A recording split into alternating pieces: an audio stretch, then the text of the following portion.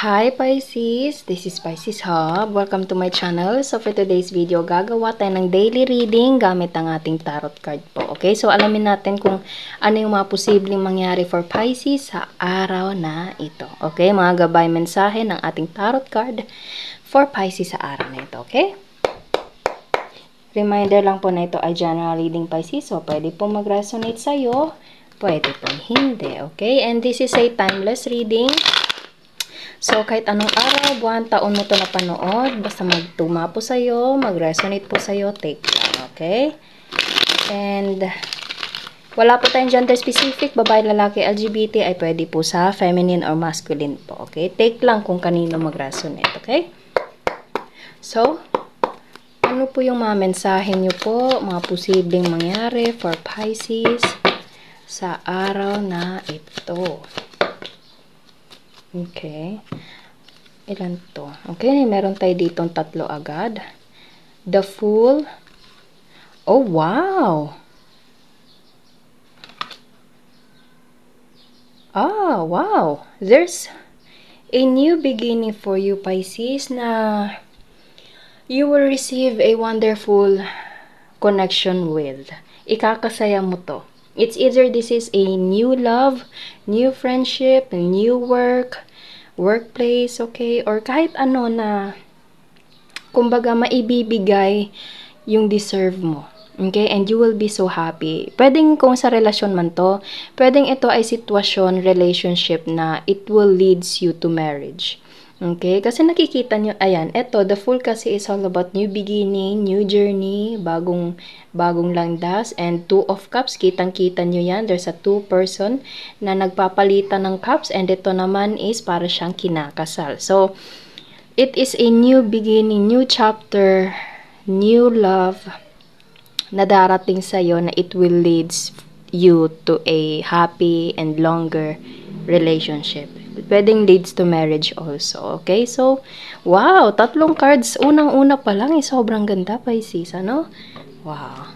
Wow, ang ganda. So, ano pa po yung mga mensahe niyo po? Mga posibleng mangyari. Sino po ito? This is a new person na matatagpuan ni Pisces? Or, ito ba ay current person niya na pwedeng mag-propose or anything? Okay? Kakasabi ko lang, Pisces, mag-propose.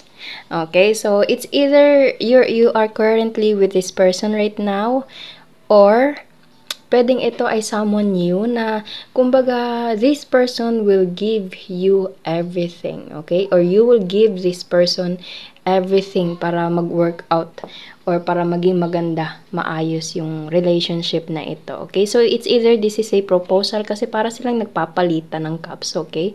And also, para siyang ganun, parang, alam mo yun, yung nakaganon na, like asking for marriage, okay, proposal or anything. Okay, so this is a beautiful relationship or connection, Pisces. Kung sa trabaho man to, again, pwedeng ito ay something na upgrade, especially on your finances, okay? And at the same time, you will feel so blessed to have this kind of opportunity para sa'yo. Okay? So, ano pa po yung message niyo po for Pisces? Mga posibleng mangyari for Pisces sa araw na ito. 8 of Cups. There's something na you have to leave behind. Meron kang dapat iwan. Meron kang dapat kalimutan. Meron kang dapat talikuran. Okay? For you to receive a new beginning. Nakikita nyo yan. Ayan, nasa likuran to, pero ito yung harapan niya, Pisces. Okay? It's almost, ito yung likod niya, ito yung harap. Okay? So, you have to walk away for something or someone for you to find a beautiful and better relationship na you deserve. Okay? So, kung work man to, it's just a decision for you to make na kailangan mong iwan yung hindi na nagsiserve para sa'yo and to find or to be with a workplace, okay, workmates or kung sino man na ibibigay yung deserve mo. Ibibigay yung nararapat para sa'yo. Okay? And there's a big possibility of long-term commitment here. Okay? So, pwedeng ito ay sa love, pwede din sa trabaho. And the Moon. light at the end of the tunnel, Pisces. Okay, pwedeng ito yung nararamdaman mo ngayon. Okay, pwedeng merong tumalikod sa'yo, merong kang tinalikuran, and it feels so dark. Pero wag mong kalimutan na habang naglalakad ka, patuloy ka lang maglakad, Pisces, up until makita mo yung light at the end of the tunnel. And pag nakita mo yun, ganito yung makikita mo, Pisces, sobrang liwanag. Ito yun, no? Parang nakalabas ka na dun sa kuwebang yun. And ito na yung nakalaan para sa'yo. Ito na yung naghihintay para sa'yo, Pisces, okay? So, kahapon yata, yung nag-reading tayo, medyo ang lungkot nung reading na yon, especially kung merong runner, ayun, yung naano niya po yung ano na yon, video na yon, merong runner, you have to get out of that relationship, okay, heartbroken, mga ganung bagay. And ngayon, itong reading natin ngayon, is sobrang ganda. There's the light at the end of the tunnel and there's a new beginning for you to receive, na ito yung nakalaan, ito yung para sa'yo, Pisces. You deserve this kind of relationship. You deserve this kind of situation na ibibigay yung gusto mo, na ibibigay yung nararapat para sa'yo. Kung ano yung binibigay mo, sobra-sobra pa yung natatanggap po, Pisces. Okay? Kumbaga, andun yung appreciation, andun yung sitwasyon na, or feeling na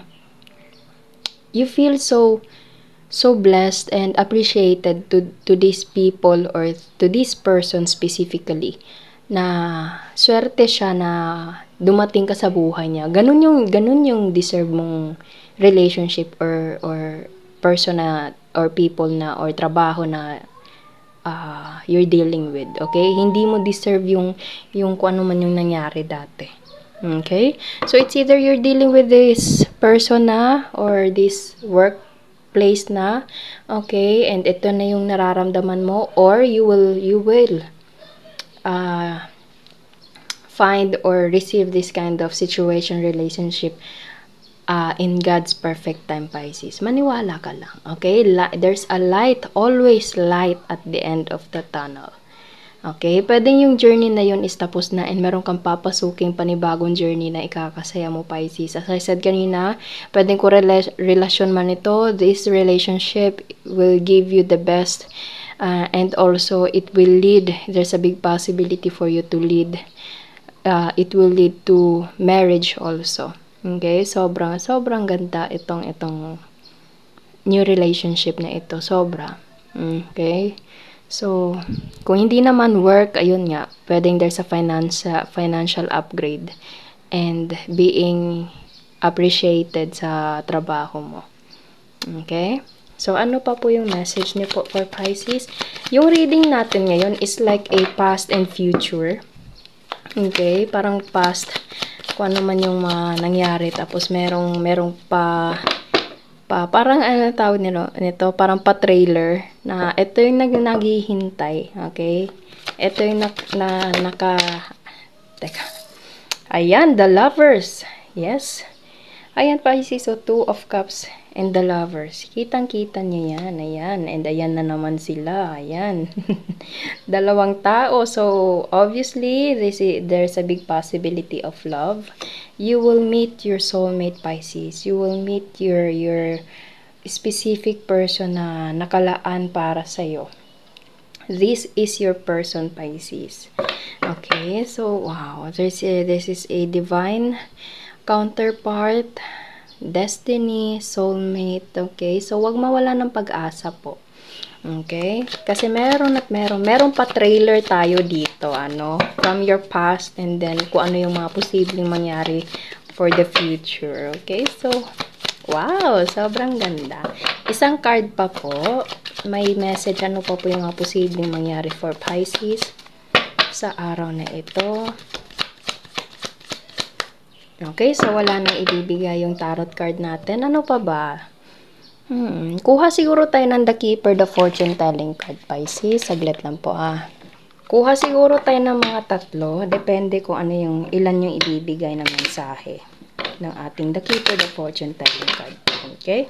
So, ano po yung mga posible pang mangyari for Pisces sa araw na ito? Mga gabay, mensahe niyo po para kay Pisces sa araw na ito. ito. Gift. Ayan. Ayan, Pisces, oh. Yan siya. See the Page of Pentacles, gift.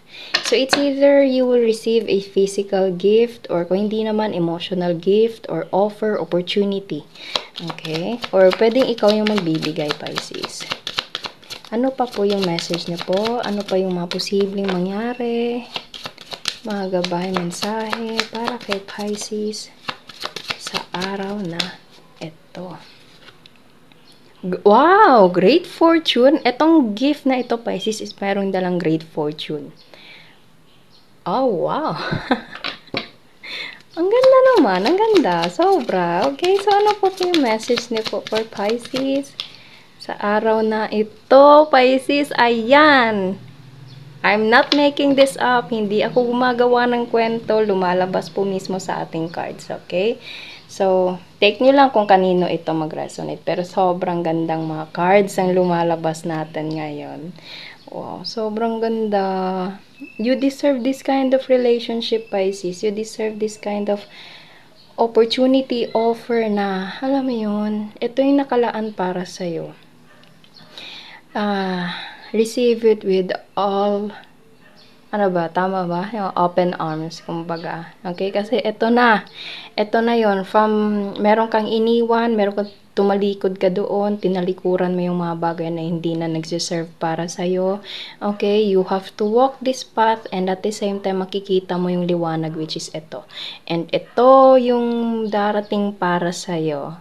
Okay, so oh, sobrang ganda. Congratulations, Pisces, sobrang ganda. You deserve this relationship or opportunity, Pisces. Pwede din po itong opportunity kahit puro love yung nandito.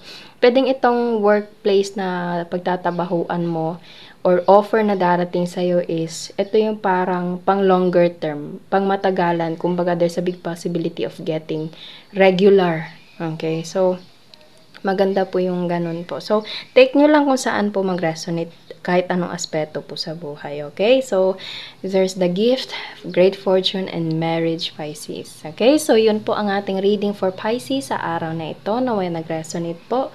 Huwag niyo po sanang kalimutan na mag-like at mag-subscribe po sa ating channel and click the bell button. Hala, pasensya. Para ma-notify po kayo sa next videos na i-upload natin. Okay? So, thank you, Pisces, and God bless!